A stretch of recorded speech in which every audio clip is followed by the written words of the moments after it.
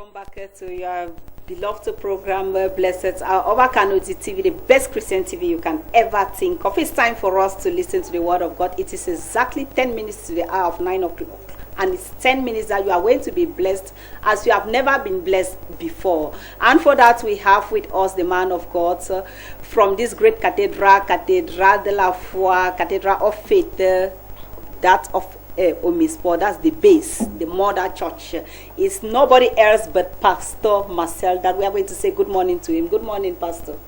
Bonsoir Kelly, bonjour à tous ceux qui nous écoutent. Excusez-moi de very la notion fast. du temps. Que le Seigneur bénisse tous ceux qui nous écoutent actuellement. Okay, Pastor, you are welcome to our studios. Merci beaucoup, merci. Okay, Pastor, before we go into message, you just have 10 minutes to change the life of somebody. But what will be a reaction if you notice that your daughter is pregnant and the partner encourages her for abortion? Il faut comprendre que l'avortement n'est pas d'abord biblique. Donc tout ce que je peux faire, n'est-ce pas, doit être en conformité avec la parole. Et même ma réaction face à une telle action ou à un tel acte, n'est-ce pas, doit être conforme à la parole. Donc maintenant, je dis déjà que l'avortement n'est pas biblique. Par conséquent, si ma fille tombe enceinte et que son conjoint l'encourage à avorter, je crois que si je suis au courant de cette information le plus tôt possible, je dirais à ma fille, n'est-ce pas, de ne pas avorter, parce que l'avortement n'est pas biblique. Les conséquences de l'avortement sont très très élargies en ce qui concerne même dans la spiritualité ainsi que même dans le physique. Donc je dirais à ma fille de ne pas avorter et je conseillerais à son conjoint de ne plus avoir de telles pensées, parce que ce ne sont pas des pensées dignes de la parole de Dieu. They are not thoughts worthy for the word of God. That is the man of God's own idea, his own opinion. What is your own opinion? We are waiting for your participation. Don't hesitate to use the number below your screen as you send us your participation. Participate to the quiz of the week. It's almost at the last. That's the last but one day today. Man of God, what are you going to tell the people of God this morning? Oui, aujourd'hui, je suis venu, n'est-ce pas, dire à quelqu'un qu'il y a une manière de prier. En fait, je suis venu changer, n'est-ce pas, la façon de quelqu'un de prier. Parce que si les chrétiens mènent des vies vaincues, c'est tout simplement parce qu'ils n'obéissent pas à la stratégie divine de prier. Donc ce matin, c'est ça que je suis venu dire à quelqu'un. The man of God is going to give you the divine strategies of prayers. Maybe your prayer is not answered because the manner in which you pray is not the right manner. You know, they have the secrets. There are people who usually communicate with God and He knows the secret. Just pick up your paper, your Bible, and your pen. Note down the ways in which you can pray. Just after this break, you are going to be blessed.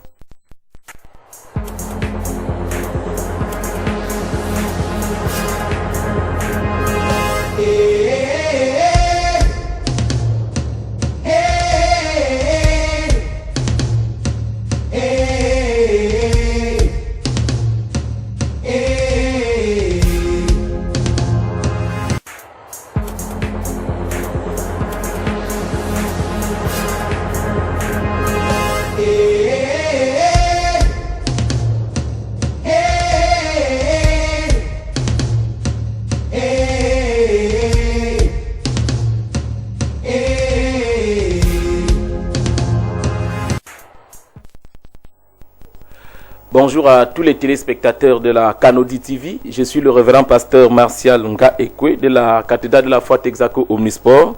Ce matin, je suis venu t'apporter une bonne nouvelle, une façon, n'est-ce pas, de prier. Ce message va certainement changer ta façon de prier et je suis convaincu que lorsque ta façon de prier va changer, tu auras l'exaucement à tes prières. Il y a beaucoup de chrétiens qui prient sans stratégie et il y a beaucoup qui écoutent, n'est-ce pas, sans l'oreille de l'écoute. Donc ce matin, je suis venu te montrer la stratégie de la prière et le titre de mon message, c'est les clés d'une prière exaucée. Les clés d'une prière exaucée.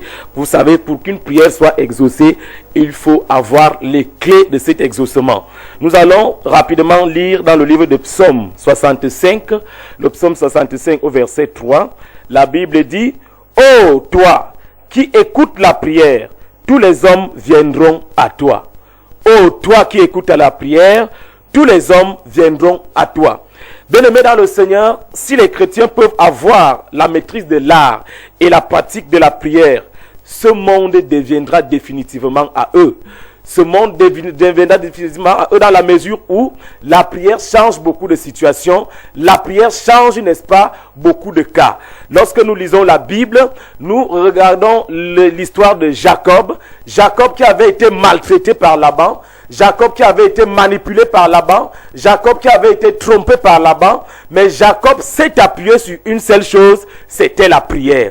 Donc ce matin, je suis venu dire à quelqu'un que si tu veux que ta situation change, si tu veux que la guérison arrive à toi, il y a une chose que tu dois savoir, ce que tu dois prier. Tu dois prier pourquoi? Parce que la prière est à la fois un terme complexe. C'est un terme complexe dans la mesure où il est paradoxal. La prière est complexe, la prière est aussi simple. Simple pourquoi? Parce que même les lèvres d'un bébé peuvent élever la prière.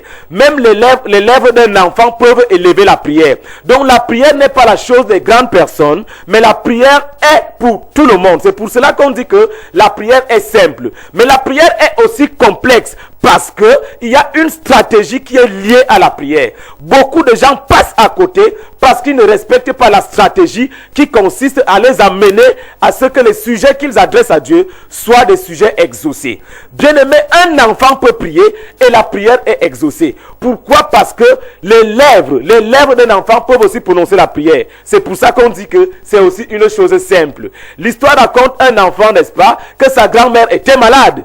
Tout le monde avait prié, les grandes personnes avaient prié, mais lorsque la petite fille, qui avait un seul langage qu'il connaissait, il savait seulement dire bonjour. Mais lorsqu'elle a dit bonjour à sa grand-mère qui agonisait déjà, elle a dit bonjour 3 fois, bonjour 4 fois. C'est alors là que la grand-mère est sortie de l'agonie. Combien d'entre vous savez que le bonjour d'un enfant est une prière? C'est pour cela que je dis que la prière est une chose simple. Et ce matin, peu importe les mots que tu utilises, peu importe la façon que tu balbuties, peu importe, n'est-ce pas, ta façon de bégayer, je te dis ce matin que ta prière peut monter jusqu'au trône de la grâce. Ta prière peut monter jusqu'à l'éternel. Et ce matin, je suis venu demander à quelqu'un, dire à quelqu'un ou alors expliquer à quelqu'un ce que c'est la prière. Il y a un homme qu'on appelle John Bunyan.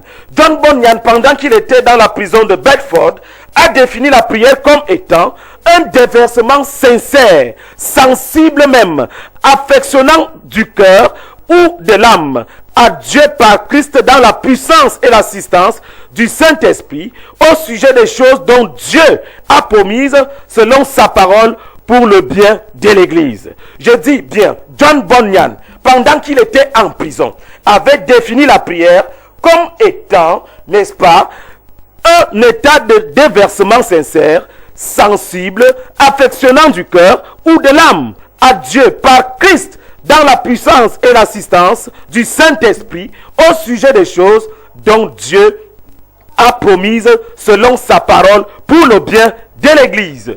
Bien-aimés dans le Seigneur, lorsque nous lisons cette définition, on est tenté de vous donner les clés de la prière qui doit être exaucée.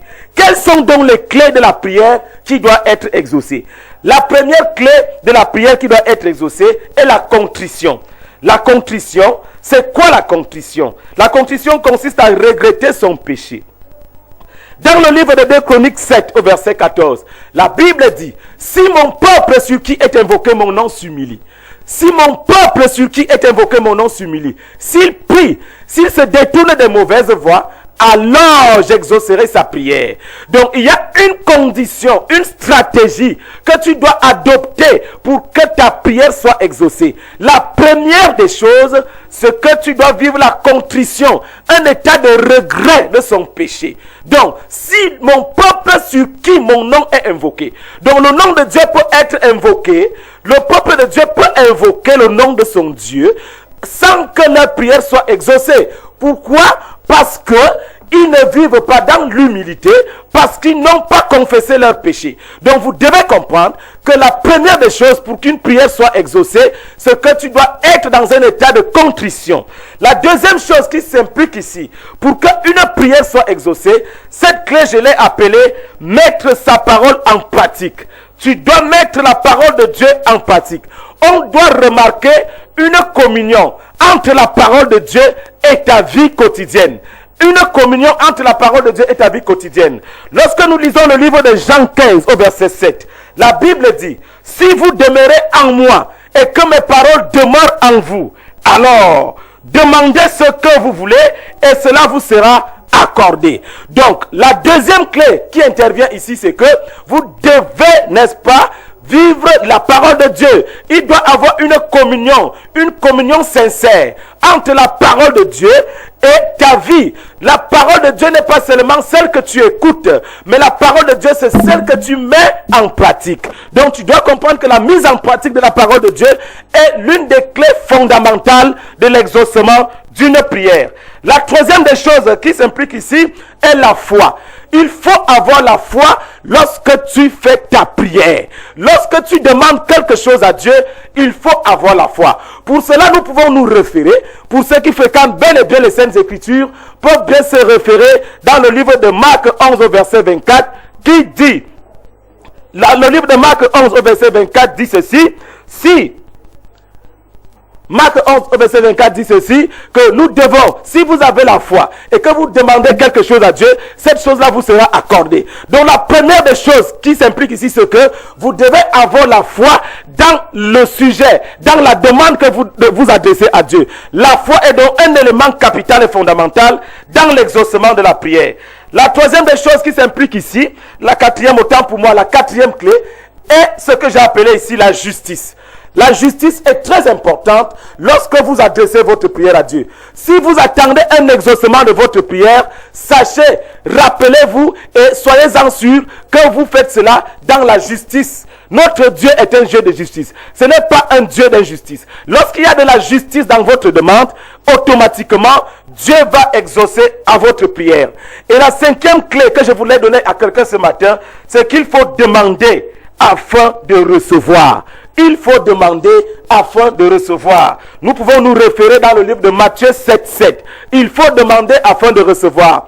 Beaucoup de gens ne savent pas demander. Beaucoup de gens attendent, n'est-ce pas, que les choses arrivent dans leur vie comme une manne qui tombe du ciel. Mais vous devez comprendre une chose, c'est que c'est quand tu demandes que tu reçois quelque chose de l'Éternel. Donc ce matin, bien-aimé, je suis venu te donner 5 clés qui font en sorte que ta prière soit exaucée. La première clé, c'est la contrition. La deuxième clé, c'est mettre la parole de Dieu en pratique. La troisième clé, c'est la foi. La quatrième clé, c'est la justice. Et la cinquième clé, c'est que il faut demander afin de recevoir de l'Éternel. Si donc, bien-aimé, ce message t'a intéressé, si donc, bien-aimé, les 5 choses que je t'ai données t'ont intéressé, tu dois comprendre que toutes les prières que tu vas adresser à l'Éternel, ces prières-là seront exaucées.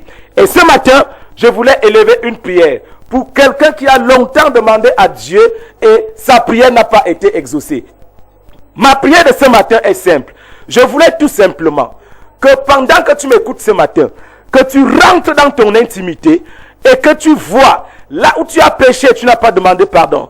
Et que tu vois là où ton intimité n'est pas correcte avec Dieu. Et que tu vois là où, n'est-ce pas, la foi manque dans ta vie de prière. Parce que s'il n'y a pas ces éléments, ta prière ne peut pas être exaucée. Nous allons prier pour que le Seigneur t'accorde la grâce de recevoir cette onction de demander pardon. Parce que le tout n'est pas de demander pardon. Il y a beaucoup de gens qui pêchent, mais qui regrettent leur péché, mais ils sont comme des chrétiens qui entrent dans l'eau avec des yeux secs et ils ressortent avec des yeux secs. Or, en réalité, lorsque tu regrettes ton péché, tu dois entrer dans l'eau avec des yeux secs et ressortir avec des yeux mouillés. C'est-à-dire avec des larmes aux yeux. On regrette son péché en le pleurant. On regrette son péché en le pleurant à chaudes larmes. Donc, bien-aimé, en cette matinée, je voulais tout simplement que tu comprennes que pour que ta prière soit exaucée, il y a des clés, il y a une stratégie qui répond aux normes de Dieu. C'est pour cela que je vais élever ma voix en cette matinée pour que tu sois béni et pour que tu reçoives dans le nom puissant de Jésus ces clés, ces 5 clés que je viens de donner. Père, au nom puissant de Jésus, voilà tes enfants qui viennent d'écouter ta parole. Ils viennent d'écouter les 5 clés qui leur permettent que leur prière soit exaucée. Ils ont longtemps prié. Leurs prières n'ont pas été exaucées. Ils n'ont pas regardé à leur propre vie. Ils n'ont pas regardé à leur manière de faire. Ils ont emprunté d'autres chemins. Ils t'ont pris comme étant un boutique. Ils ont cru qu'en venant vers toi, ils peuvent piquer ce qu'ils veulent. Mais ce matin, ô Père, je prie pour que la peur de la repentance descende dans leur vie.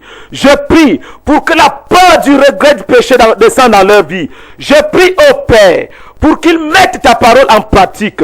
Je prie, ô grand Dieu, qu'ils apprennent à te demander. Parce que la Bible dit, vous demandez et vous ne recevez pas parce que vous demandez mal. Seigneur, apprends-leur à demander et à bien demander selon ta parole. Apprends-leur à demander et à bien demander selon ta justice. Si tu m'écoutes ce matin, cette prière est établie dans ta vie. Cette prière est établie dans ton âme. Reçois cela dans le nom puissant du Seigneur Jésus-Christ. Amen.